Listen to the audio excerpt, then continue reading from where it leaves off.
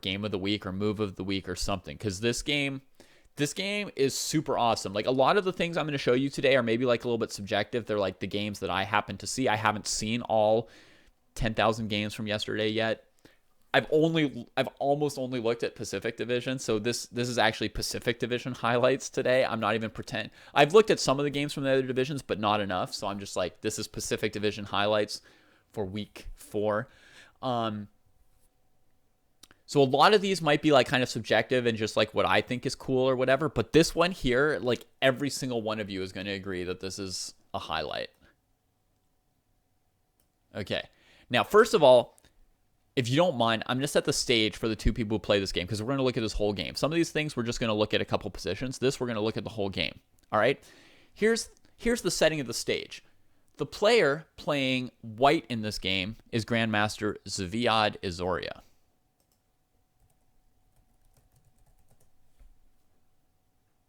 There he is. He's got a Wikipedia page. He's a Grandmaster from Georgia. And if I go back and click images, you can see many pictures of Izoria with a variety of cool hats playing chess, right? Man, that guy's got some cool hats. Cool sunglasses, too. Hat plus glasses. Go Izoria. Okay. There's another hat. So he's a specialist of hats, but also a very accomplished chess grandmaster. I've played against him before with bad results. So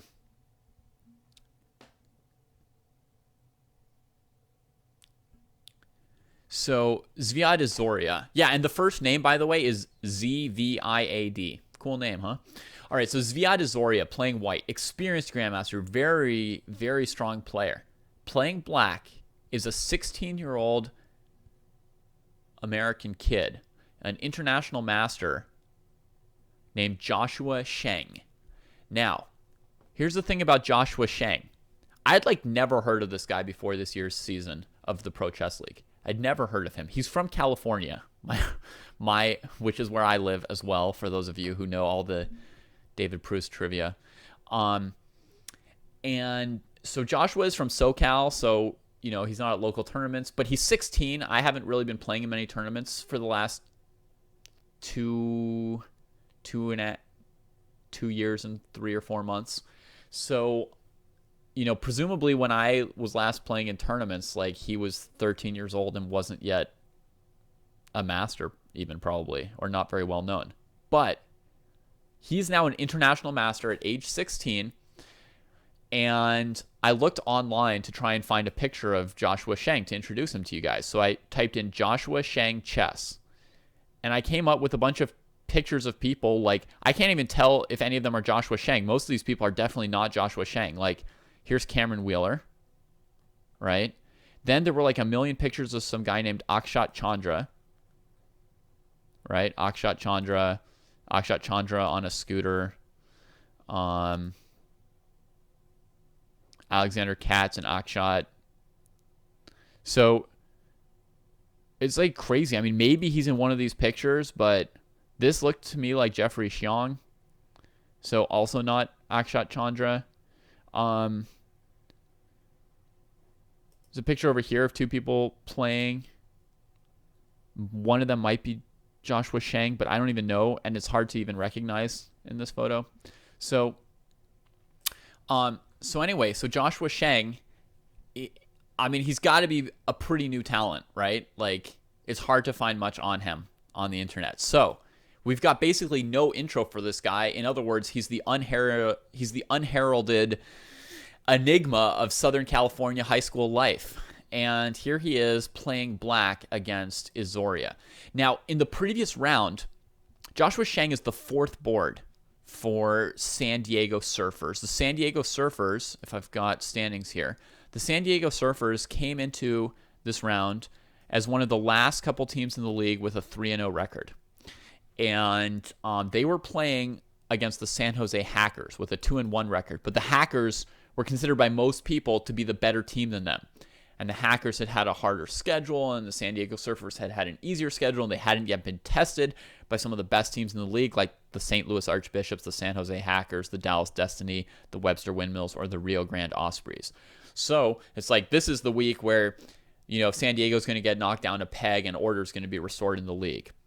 So, so that's the setting. As the fourth board, he starts off the match by playing the number 1 player and then the number 2 player, number 3, number 4. So in the first round, he played against Ralph Mamedov, a top 100 Azeri Grandmaster. And you would think like, okay, this is like any half point you can get against the Grandmasters for your fourth board in the first 2 rounds would be amazing. Well, somehow he gets into this complicated, crazy game. It looked like he might beat Mamedov for a hot minute, and then eventually he lost that game. So it's like thrilling and exciting. Oh, great. The 16-year-old gets this like practice against a top 100 player. How exciting for him. How thrilling that he had a chance in the game. And now he gets to play another GM and maybe get some more experience. Instead, he put on a clinic. He gave out a lesson here. So London system, newly popular among the GM class. Izoria tries to grab this pawn on c5 real quick. But then he doesn't go through with like any kind of like knight b3 plan of holding on to it, which, black could answer knight e4, probably get it back. Anyway, it turns out his only plan was to play this unusual knight d4 move here. And the thing is, if you take on c5, he can take on f5, get the bishop pair for white, and mess up your pawn structure pretty badly. I mean, mainly the d5 pawn's really damaged by that trade. If you trade on d4 to keep your bishop and to keep tempo, right, to not lose any time, after white takes back, now you're actually going to have a heck of a time winning back that pawn on c5. So that's not like a beautiful option either. And finally, if you save your bishop by retreating it, then white can play bishop b5, I imagine. And maybe also knight to b5. I'm not even sure which is their intention, but you can't afford this tempo loss. I'm just going to tell you that, right? So like one option is white goes bishop b5. Now this is under pressure. You're like barely defending it, and white can easily defend his c5 pawn at the same time. Or white could go for knight to b5, threatening knight c7 to take your rook. And then if you spend a move on like rook to c8, for example, I mean, maybe you sack in exchange. But if you do something like this, there'd be knight d6. And this could get annoying. I think there might be a defense with e5 that's good though, right? This might be a good defense. So I think I'm right about bishop b5 being the thing that would happen. You got to be a little bit careful. It's like nice to develop your bishop outside of the pawn chain, but if you do all the most ambitious things in chess, one of which is counterattack your opponent's center when you're black, right? Instead of just being like, yeah, I'll defend my center. I'm not under pressure. No, you're like, I'm going to attack your center. And, oh yeah, I'm also going to develop my bishop outside the pawn chain. You got to be very careful when you develop your bishop outside the pawn chain and play the aggressive c5s that you don't run into some kind of tempo problem where you come under attack on this diagonal. This is very, very common that this diagonal can become weak and can lead to tactical problems. So what does Josh do about this conundrum? Well, he plays the most logical developing move and allows the positional damage of knight f5. And he says, well, I allowed some positional damage, but I've played very, very directly and aggressively so far, brought out all my pieces, in pretty quick fashion, not wasted time. I've got the idea of either playing d4 or knight e4. I've got 2 ways to make good on this pawn structure problem. One is to play d4, and one is to play knight e4. Okay, and either one would sort of justify my structure. Okay, so Izoria plays bishop d3. But right away, like, he's forced into a very, very complicated game here where he's going to have to make intense decisions to justify his situation because, white's got the bishop pair, and there are scenarios where white plays pawn to c3, knight b3, knight d4, and you just, like, suffer all game and eventually probably lose. So you don't want to fall into something like that. Okay. He plays g6 to defend his pawn against bishop takes f5. And now Zviad chooses to just trade off his bishop. And I think... Sorry, I feel like I'm going to sneeze. That's so annoying when you, like, feel like you're going to sneeze, but you don't sneeze. And you're like, if I start a sentence, I'm going to sneeze in the middle of this sentence. Ugh. All right. I'll try to keep talking. So I think Zviad here was kind of afraid that if he goes for c3, just straight up locking down d4, then after knight to e4 by black, his bishop doesn't really have like a purpose anymore. And there's some threats of the bishop kind of getting corralled by black's pawns coming forward. And he's like not sure what he's going to do with this piece anymore once this happens. And it's not really desirable for him to trade off the knight and fix black's pawn structure. So he decides to trade off this knight rather than be left with this weird bishop. But this tempo loss is enough for black to totally justify his position with some very nice aggressive play. First, h6 to grab the bishop pair. Just force that trade to happen. Now black's threat is to play d4. So if you just play like simple castling for white, black plays d4, and the position's equal. Black trades off their isolated pawn, and they've got free play for all their pieces. I guess white still has a 3-on-2 majority over here that looks a little healthier than black's majority on the king side. But I'm sure black has like enough activity and the opposite colored bishop pressure against f2 to kind of balance out this game. So Zviad plays c3, the principal move. Controlling the blockade square on d4, leaving black with like a real burden, this pawn here, which white can eventually attack with his bishop. Very tough for black. So black has to fight back. What should black do? Well, basically, black needs to crack the dark squares. That's the key, because white doesn't have a bishop to block this, but he's trying to block it with this pawn structure. You need to crack this pawn structure somehow. White is also basing a lot of their play on the blockade of d4. Well, you could either consider d4 just straight into the jaws of it and cracking it with like a knight sack, or your other options are to play b4 or f4. You guys see that? But you need to somehow do some damage to this structure, whether it be with like a sacrifice or with a pawn trade. Now, a pawn trade is the cheaper way to do it, so I would encourage you guys to consider a move like f4 before investing too much into like knight e5, knight to g4, knight takes e3. It's like 3 tempi just to trade a knight for some pawns. So f4 is what he plays. This is absolutely the correct move, like for sure. But there's a risky element to it, okay? The risk is not that white might take or push or anything like that. The risk is that white can play queen f3, and then you've got an issue with actually the undefended queen on f6 and this pawn on f4 being in trouble.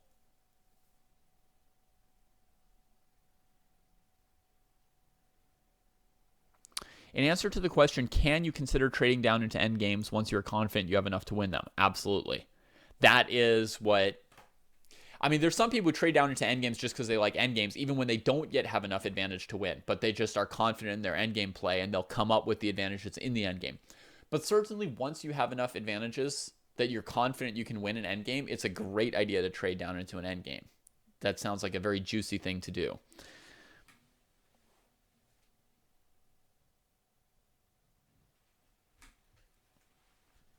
You can use that strategy against any level player. I mean, it's just absolutely the correct strategy when you have enough advantage to win to trade down and simplify. So so Joshua, getting back to this game, Joshua has to reckon on this queen f3 move. I'm just going to say that if white plays a move like pawn takes, queen takes, we can see already that black's position is successful here, right? d4 will no longer be controlled by white. This bishop is no longer blocked, and black has very pleasant play here. Okay? And actually, I mean, he would probably castle first. And white has a chance to like keep his pawn if he wants to allow rook to e8. But probably white will just castle and then black will take. And this is probably the more accurate variation. But anyway, not to put too much into that. f4, if these pawns trade, is super successful for black because white loses their blockade control over d4, and this bishop gets out and becomes active. You would just like to see me play that style when I play my blitz games. You'd like to see me show you examples of just trading once I have small advantages. Yeah. Okay, so white goes for queen f3. Now here, as somebody said, knight e5 might be the logical way for Josh to deal with this, and his pawn in f4 is hanging, but knight takes d3 is a pretty good answer to that. However, the problem once again is this diagonal, right? You really have to watch for this diagonal as black, as I said, in these positions where this light squared bishop has come out and you've played c5. And here the move bishop b5 actually kind of wrecks black's plans. The bishop's now covering d3 instead of being attacked on d3, and next move white can play queen d5 or take on f4 with the queen. Either one is playable. So after queen f3, Joshua simply castles. And the point is that he is willing to just lose this pawn. But as you can see, the logical follow-up is that now, while white was taking the pawn, the only way to do it was to relinquish control over d4. So now white gets into a position, his king has to defend f2, right? So if king d1, bishop takes f2 is good. So now white gets into a position where his rooks are discoordinated. He's up a pawn, but black is just cracking, right? Just cracking the center open here with his pieces. You really don't want to let this rook come in and start taking these pieces. So the main move you always calculate is c4, more than c takes d4, right? You basically know that this is going to be good for black. So you don't usually calculate it very much. You mostly calculate your opponent trying to keep the file of your rook closed. And then the key point is you've got knight b4. And there's no piece to defend this bishop. So the bishop has to move. And when the bishop moves, that cracks this part of the blockade, right? And this pawn is getting stronger and stronger, and black's getting more and more room for his rooks and bishop. And I'm not going to analyze this position out 100 moves for you. I'm just going to tell you that this is a super good position for black. And you can believe me or not, but that's where I'm going to leave it for today. This is super good for black. So what Zviad decided was to actually leave his queen on the board instead of playing queen f4. Now, interestingly, it's black who's going to have the initiative and be on the attack. A lot of times you trade off queens to dampen your opponent's initiative. But there's another point, which is, and this is a super important point about development advantages and trades, okay? And this supersedes the idea of I'm getting attacked, I want to trade off queens just to reduce the number of attacking pieces. If you're behind in development, as white is in this queen takes f4 line, if you're behind in development, the more pieces are traded, the more obvious your development deficit is. If you took off these pieces here, all the minor pieces, it would be even more obvious that white's h1 rook was missing, right? Because black would play d3, d2, and you would realize you were fighting with one rook against two, right? Simply put, you're just fighting with one rook against two, and it's super obvious that you lose and that black just queens the d pawn. You guys with me on that? So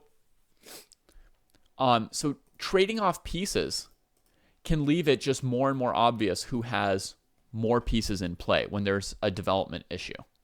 Okay? So it's based on that concept that Zviad here chooses to play ef4 and keep his queen. Because now, similar position, right? But now at the moment, he has 3 pieces fighting against 5 pieces, and he has a good chance of bringing the 4th piece out, right? And so if he's fighting with 4 against 5 or 3 against 5, it's less obvious how far down he is than if he's fighting with 0 against 2, and those 2 pieces are just capturing all his pawns as quickly as they want and as easily as they want.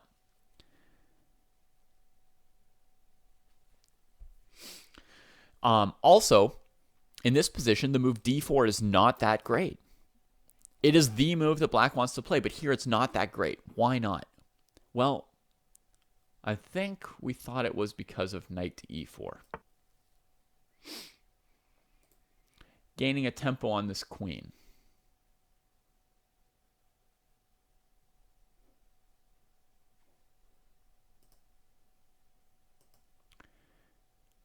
Is there something more to it?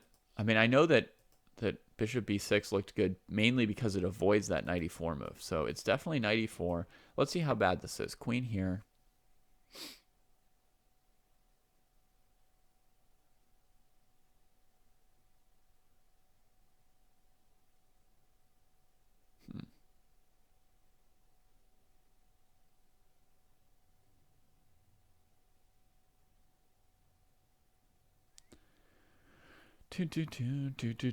I don't see this as like completely lost for black.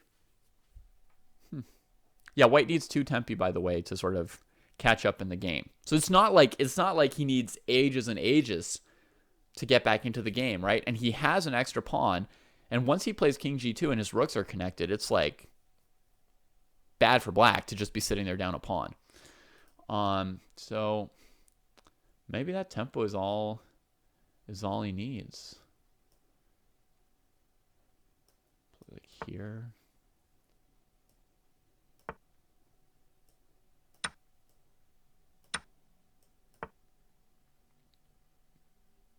Maybe it's just as little as this, you know, and white gets out in time.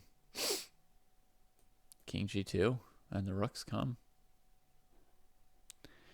So Joshua in this position, like despite how urgently he needs to do something, in this position he simply moves his bishop back to b6 to get out of the way of the knight e4 tempo. So Zviad plays g3. Now he's like 1 tempo away from just being home free. So I hope you guys all feel the urgency because I'm trying to convey it. So now Joshua has to go for d4. Now again, c takes d4 doesn't even really merit being looked at. This kind of thing, it's not even a move. And I can prove it more easily probably with this move here. I'm threatening to take that, and I take the knight if the bishop moves. White loses a piece in 1 move. Okay? See, that's why we don't need to calculate those kinds of things. At some point, your instincts come into play, and they tell you that there are certain variations you don't even need to waste 3 seconds finding the move on. Okay? So white can't open the d file. So there's 2 moves for white. There's either knight to e4 and then c4, or c4 right away.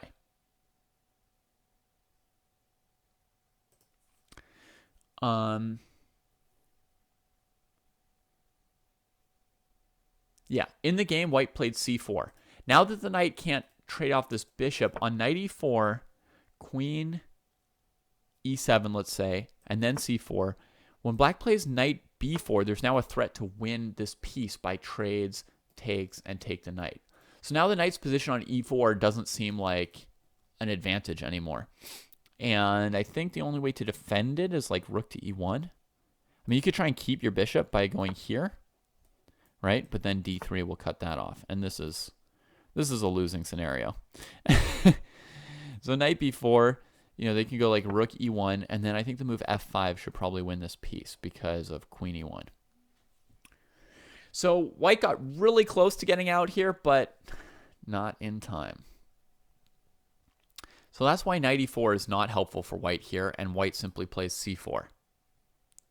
And now Joshua plays knight b4.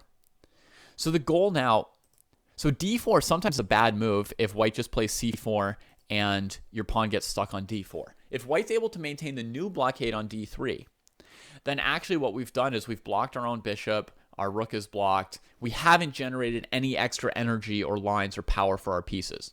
So black absolutely still needs a way to break the blockade on d3. This pawn needs to keep moving somehow or other. If it can't keep moving, white just plays king g2, starts trading rooks on the e-file, and then tries to win the endgame against us. So you absolutely need to keep this guy going. And he plays knight to b4, going after the d3 square. King to g2, he trades it. Queen takes. And now the key move. And without this move, everything black's been doing so far would be like pointless and bad. Like if I play king to b8 or h5 here, and white goes rook to e1, this position is like, it's terrible for black, right? I mean, now you've got like a blockaded bishop, a knight that's better than it, a blockaded isolated pawn, and you're down a pawn. So the whole game, everything he's done so far relies on Joshua knowing how to break this blockade on d3, and he did know it. Okay?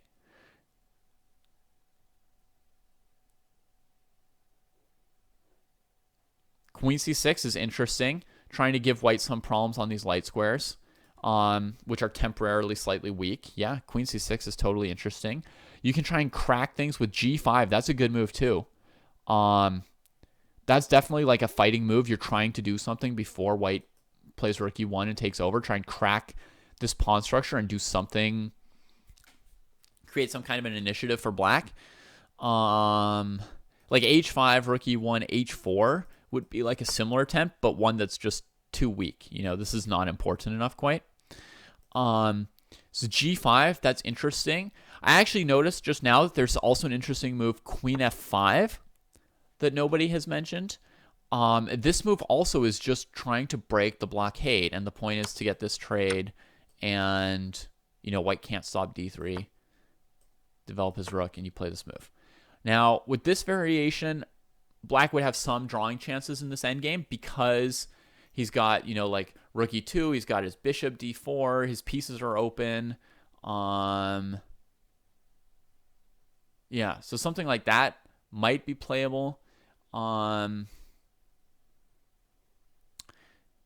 Might be sort of playable, but I don't think it's like very good. But it's kind of like a reasonable idea. But the correct answer, as given by Bass and Ebola American, is rook to e3. This is how you take advantage of the pawn on d4 when it gets blockaded, is you go to one of the outpost points from the pawn. And it turns out your opponent can't take it because it opens your file for you. Yeah. This is like a known positional reality, even though it looks like a wild move to some of you, like spectacular, weird, crazy. This is like a known way of like breaking through when you've got this kind of blockaded pawn, is to just come to this square here. I think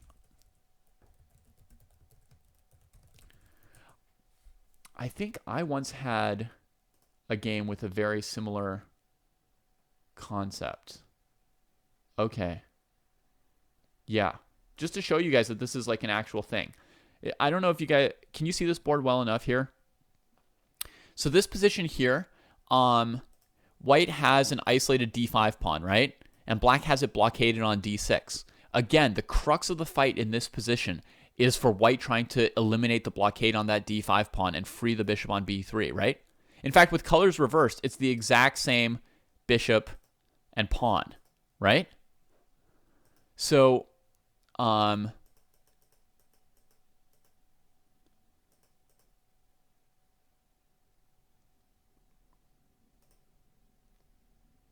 right.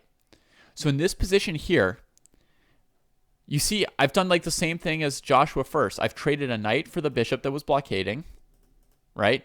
Now it's the queen that takes over the blockade. Rook c1. Now in this position here, he ceded the c-file moving away. But the reason that black has to cede the c-file at this point is because white is threatening the move rook to c6. That's white's threat in this position. Now, I was playing against a very strong grandmaster in this game, Yuri Shulman, who was like U.S. champion. And so and it was a slower game. He saw it coming. He obviously saw the rook c6 threat. But it's the rook c6 threat that forced black into giving up the c-file. And then I'm able to use my d5 pawn to actually break through on this file here. Right? Then I'm using the threat of bishop c5. And the queen has to move away. So it's the same thing, this rook to c6 motif. To unblockade your pawn by any means, right? So here Josh does it, and every time you do it, it's like messy and its own awesome tactical skirmish that ensues. And this one here is super, super beautiful by Josh, and it's good that he was looking for this kind of thing. And he had to see this coming many, many moves ago, guys. I promise you. To have played the moves that he played to up to this point, he definitely had rook to e3 in mind. Like many, many, many moves ago, this was his plan. So there's two branches here. White can take the rook or play knight e4 first, right? This is a spiffy move. So, but the other option, which white didn't do, is to take, then takes, then the rook's threatening this. White could sack back the queen here, and it's probably their best option. But let's see. Alternative would be something like queen here. And it's tempting to put your pawn here, and it's tempting to put your rook here.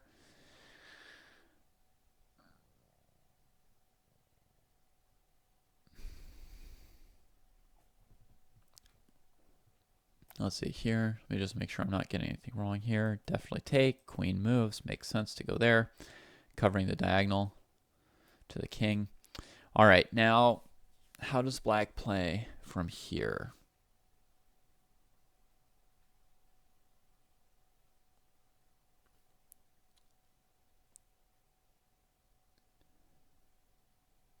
Well, I think maybe it's nothing super specific. I mean,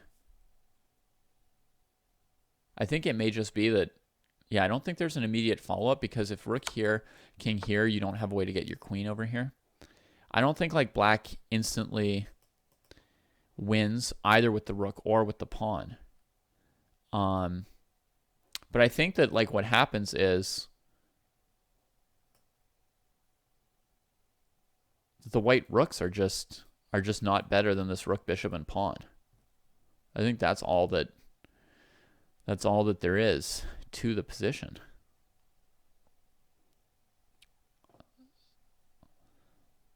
Yeah, it's just a way for black to open up the position, and his remaining pieces are good.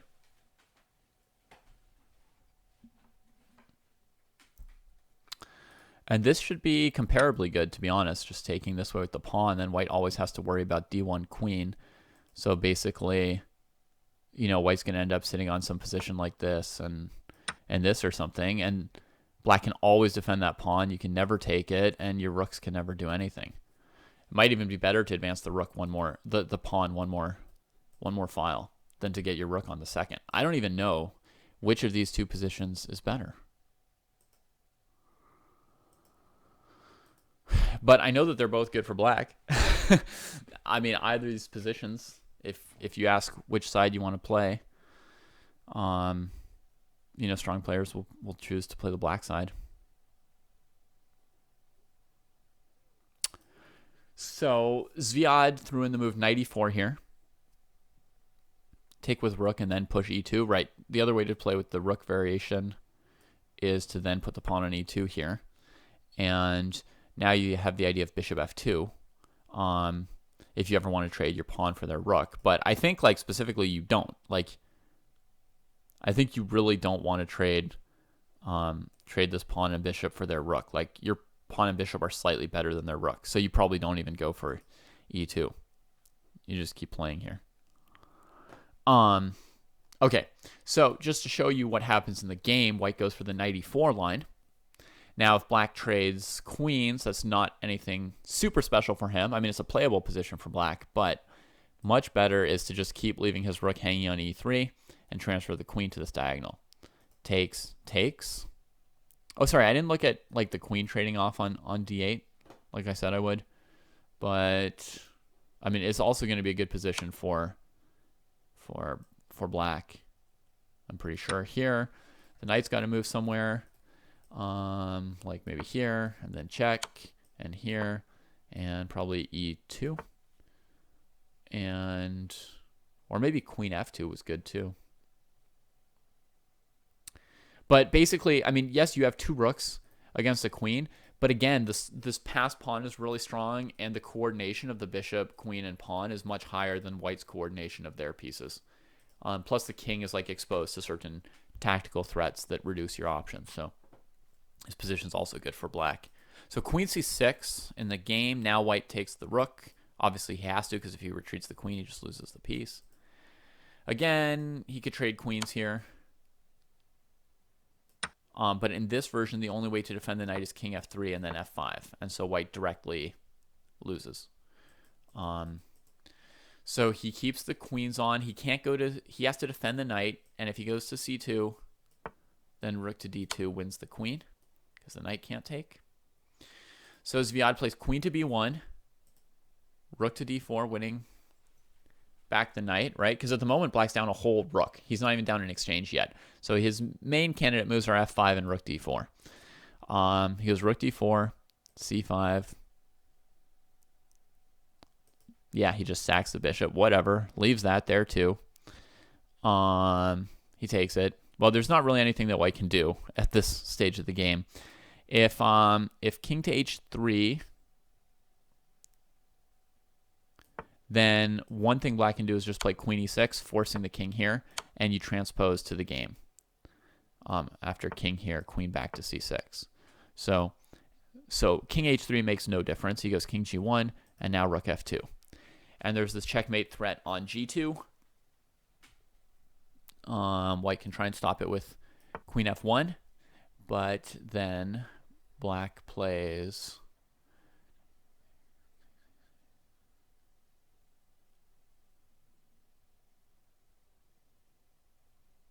one second.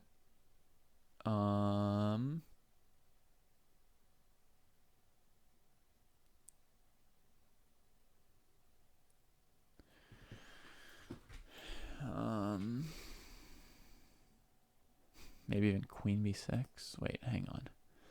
If you take, the rook takes. If you go queen f3, white takes here.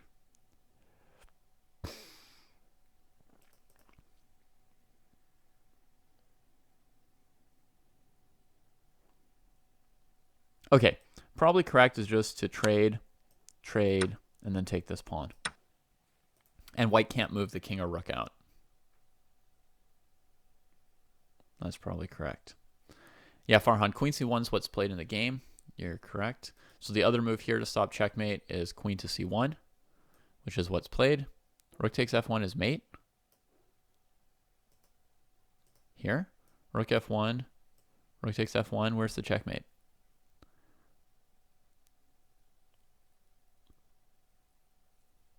The best I see is e2 here, queen check, king here. And black's winning, but you still have to play out the endgame. You can take these two pawns, or you can play queen e3 and keep white from recovering this and play f5, g5, f4. Okay, so in the game, queen c1 is played, and here he plays rook g2 check, forcing the king here, and then rook c2. And now there's a threat of checkmate here. So Izoria resigned. If he goes queen here, then there's check here, mate. And if he plays queen c2, then at the end he can't really stop queen f2 checkmate. This is kind of a funny position, right? Because white's got like two rooks that are completely helpless against the queen to just checkmate. And black also, it's just in time because his king can't stop that. I thought that was a hilarious position. So there you go. Izoria resigned right here. This is Joshua Sheng's masterpiece from yesterday. What do you guys think? Pretty classic, huh? That would be like a great game if it were a 6-hour tournament game, and he did that in 15 minutes off his clock.